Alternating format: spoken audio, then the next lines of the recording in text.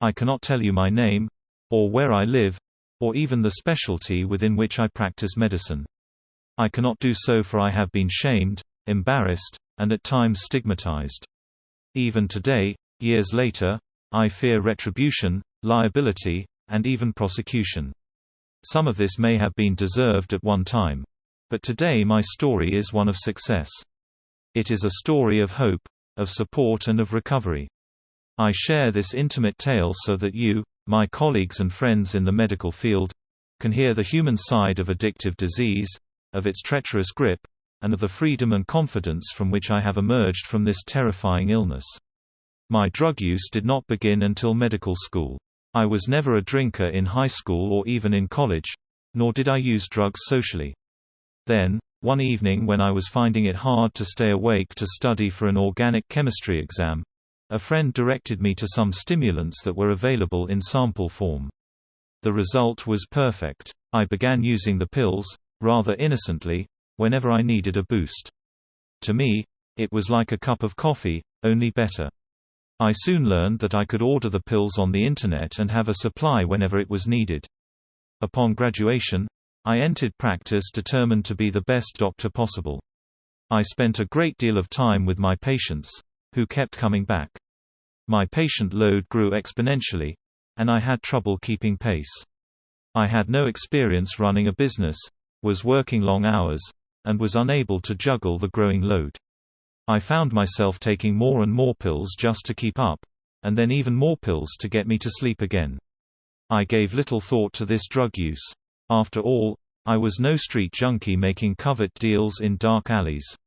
I was a good doctor, with many patients, using my medical knowledge to make the path towards success a bit smoother. So I thought. My drug use escalated. In addition to internet orders, I would write prescriptions in the names of my family members. Suddenly, my uncle had knee pain, my father-in-law back problems, my aunt arthritis. I did not think about the record I was establishing of their purported use, nor did I think about the records of my own prescribing practices. I was out of control, but getting by, taking many pills to get through each day. Throughout this time I still felt on top.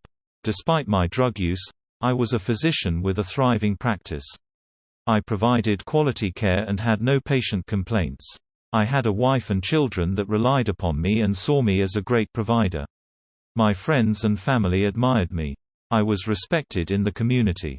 I enjoyed my status and felt it was deserved, having achieved academically as well as socially since childhood. And then one day, the Drug Enforcement Agency came to the door inquiring about fraudulent prescriptions. The reality of the situation took months to sink in. My reaction was disbelief. I was no druggie engaged in covert activities, and I was certainly no criminal. I was an admired and respected physician. I was sure the entire misunderstanding would be cleared up with a smile and an apology. I could not have been more wrong. The shame and magnitude of my tumble was immeasurable. Not only did I face the legal and professional ramifications of having written improper prescriptions, but I had to cope with the personal humiliation of a fall from grace. I was no longer the icon of success I had worked a lifetime to achieve. I was now tainted, not only in the eyes of my colleagues, but also, for the very first time, in my own. Fortunately, when everything was crumbling around me, I got support and advice.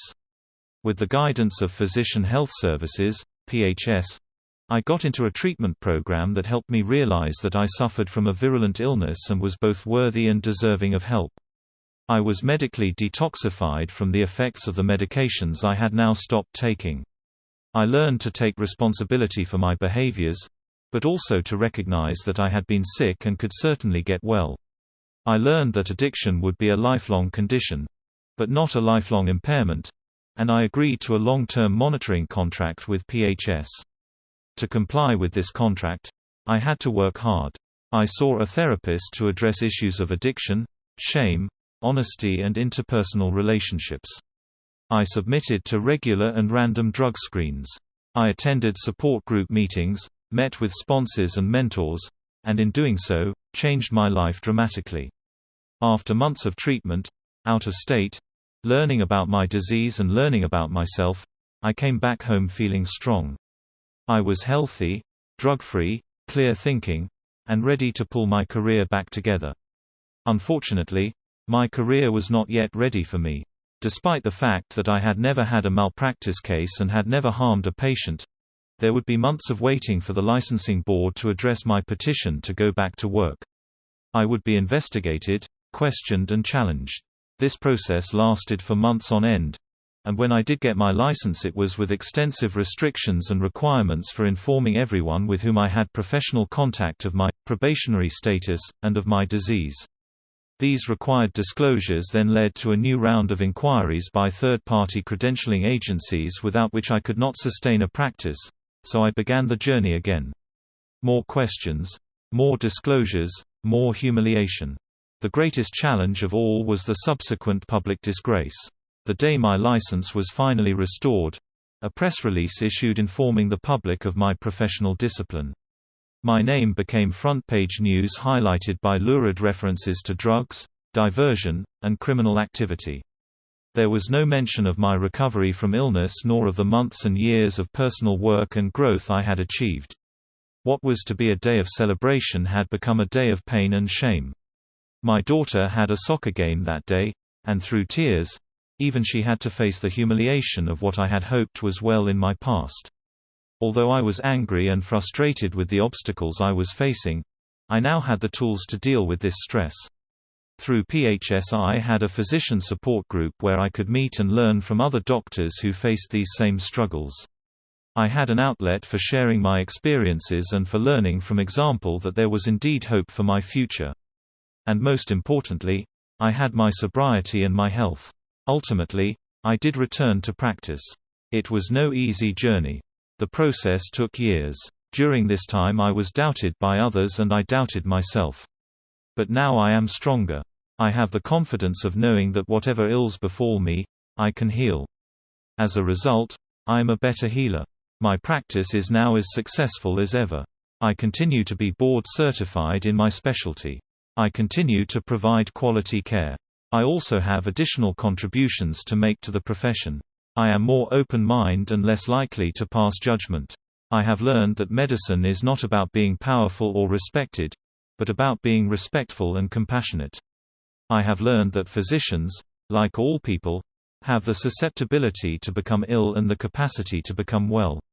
However, to encourage wellness we, as a profession, need to provide resources and nurturance, not shame and humiliation.